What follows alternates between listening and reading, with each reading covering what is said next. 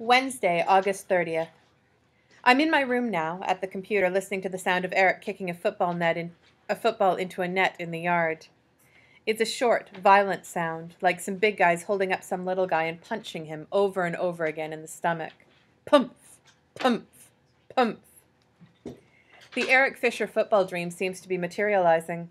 Arthur Bauer is holding the ball for him today, crouching low and spinning the laces away, just like Dad, just like Mike Costello.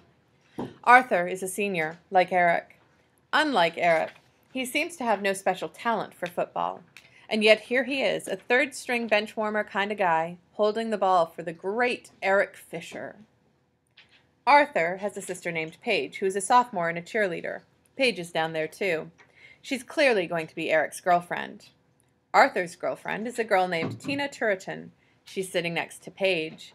Tina is a junior and, of course, a cheerleader. The four of them are hanging out in the smoke of a late afternoon muck fire ignited by an early afternoon lightning strike. Pumph, pumph, pumph. Mom has already done her research on Eric's friends. She pumps him for information over dinner every night, and he tells her whatever she wants to know. Arthur and Paige Bauer are the yellow Stuart with the brick front. Their father is a building contractor and a major in the Army National Guard. They moved in 3 years ago. Tina Turretin is a white York, like ours, but with avocado trim. She's only lived here a year. They're a strange foursome sitting back there in the smoke. Basically, they pay no attention to one another. The girls are on the cement patio, sitting at the redwood picnic table doing homework. The boys are on the grass, kicking the ball into the net. Pumph, pumph, pumph. I guess Paige and Tina want to date football players, so these two will do. Eric and Arthur want to date cheerleaders, so these two will do. I watched them all pull up to the house in Arthur Bauer's truck, and then I hurried upstairs. Arthur has a white Toyota Land Cruiser that he's jacked up and put big tires on for mud running. That's what they do around here. They take their jacked up trucks out into the swamps and mud run. When they can't do that, they run up and down the dirt road behind our wall, the perimeter road. Arthur's truck has a big spotlight mounted on top at the center of the windshield so he can go mud running at night. Now he can take Eric mud running, and he can take Eric to practice, and he can take Eric wherever else Eric tells him to take. You see, Eric doesn't drive. Can you believe that? One of the greatest things about high school is that you can drive all by yourself. You're free. But Eric doesn't drive. He has never expressed an interest in driving. Tell me that isn't strange. From my bedroom window, I can see them all clearly, especially Arthur Bauer, and I can predict his future. Arthur is about to get his big break, his chance to be somebody at Lake Windsor High. Let's face it, Arthur Bauer is no Mike Costello. He's not the backup quarterback to Antoine Thomas. He has not already been accepted into FSU's School of Engineering. He has never really accomplished anything. Until now. This is his shot at the big time. He will somehow, with Eric's help, beat out Mike Costello for the job of holder on place kicks. It will be Arthur's backside featured in the newspapers, holding the ball for Eric Fisher's 50-yard field goal attempts. According to Joey Costello, Arthur has never even gotten into a game. Now he'll be out there when the crowd is roaring and the cameras are flashing and the game is on the line. What will Arthur do for an opportunity like that? For that kind of fame and glory? What will Arthur do for Eric, his sponsor, his benefactor, his ticket to the big time? Let's face it, he will do anything. He will do anything Eric asks.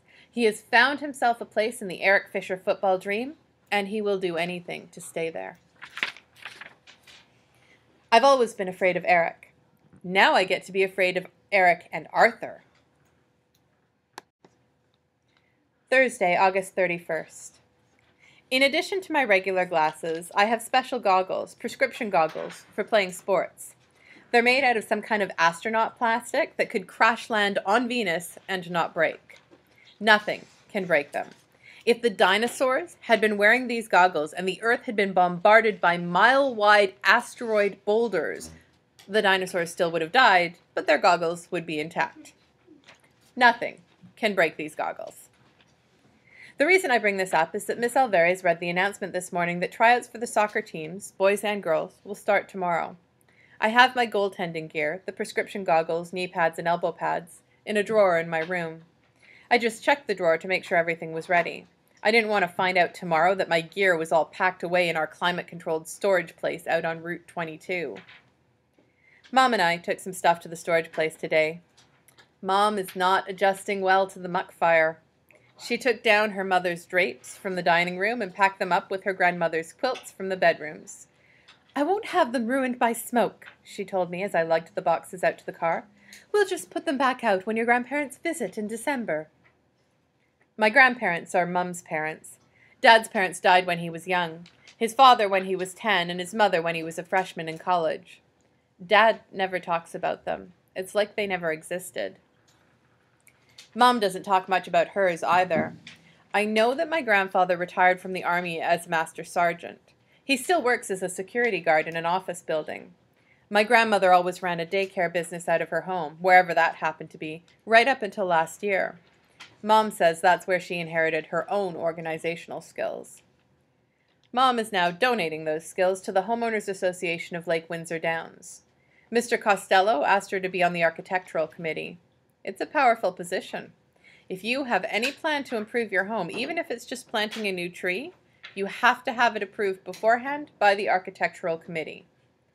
Because of this, Mom has taken to spotting irregularities whenever we drive in or out of the development.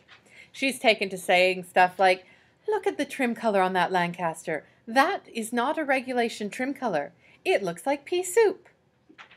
Today she said, "Look at the mailbox on that Tudor. That's not a Tudor-style mailbox." I said, "Lighten up, Mom." "Don't tell me to lighten up. These people all read and signed the regulations before they bought houses here. Those regulations are serious, Paul. This development has a certain look to it. If you like that look, then you buy a home here. If you don't like that look, then you buy a house someplace else." What harm could it do to have a non-Tudor style mailbox? Mom thought about that one. "Not much, I suppose. I won't send them a letter about the mailbox because the one they have doesn't look bad. But if 20 more houses decided to put up 20 different sizes of mailboxes, it'd start to look like a shantytown around here." Mom suddenly got very serious. "Paul, I'm talking as someone who never, ever lived in a nice house growing up, or even lived anywhere near a nice house. This is not a joke to me. Your house is your family's biggest investment, and you have to protect that investment." At the storage place, Mum showed her ID to an elderly guard who waved us on. I unlocked our bin, pulled up the sliding metal door, and stacked the boxes inside. On the way home, I turned the conversation to the soccer tryouts. Mum actually had a good suggestion. She said, "You should call that Joey Costello boy. You two could run some laps tonight. Maybe we can get a soccer team carpool going with them, too." I called Joey as soon as we got back and asked him if he wanted to start running. He said he runs every night at 6:30 and I could meet him at the guardhouse if I wanted. I said okay and hung up. That was odd. If he ran every night, why had I never seen him? Anyway, Joey turned out to be pretty funny. Up until now, he's been a little stiff. We started to run with the sand at our backs and just a trace of smoke on the air. On our second lap, he pointed to a house, a white Stewart on a corner lot. He said, "You see that house? Mr. Donnelly and his son live there. They've been hit by lightning 3 times. No way. Absolutely. 3 times. Are they losers or what? I had to laugh when I noticed the sign on their front lawn. Hey, look, it's for sale. Yeah, like they've got a prayer. I don't know. When you're looking at a house, does anybody ever tell you bad stuff like that? Joey said, no way, they'd never mention it. What if you found out? They'd tell you that that was a good thing. They'd tell you that statistically, it's the safest house in the whole development, maybe in the whole world. There's almost no chance that this house will ever get hit by lightning again. I looked back over my shoulder at the receding Stewart. It'll get hit again, and I'll tell you why. Why? The lightning. It knows that spot. What are you talking about? I pointed at an empty lot full of sugar sand. Think about this place. After they plowed under all the tangerine groves, what did they do? Who? What did who do? The developers, the construction guys. What did they do? I don't know. They leveled everything with bulldozers, right? They brought in tons and tons of that white sand and dumped it here. Then they landscaped over everything. Yeah, so? So let's say that that corner house used to be on the highest ground around here for miles. Maybe it was at the top of a rise with big trees on it. So that's where the lightning always used to hit. Then it must have had big dead trees on it. Whatever. This was the highest spot, and it worked like a lightning rod. Now you could bring back those developers and the construction guys and the engineers and ask them to point out where the highest spot around here used to be. Not one of them would know. But the lightning knows. It hits right where it's always hit. It's just that some fool has stuck a house there. I pointed back toward the front of the development, toward the 4 English royal family models. Who knows? Maybe someday, after all this crumbles away, the trees will be back and the storms will make sense again. We completed our second lap. Joey was looking at me a little strangely. He said, "See you tomorrow." "Right, tryouts are at 4. You need a ride home?" "Nah, I'll catch a ride with Mike." "Okay." I started off, but Joey was struggling with something. He finally said, "Hey, Fisher, I don't think lightning is that complicated. I don't think it knows anything about anything." I thought about that. Yeah, maybe I'm exaggerating, but maybe I'm not.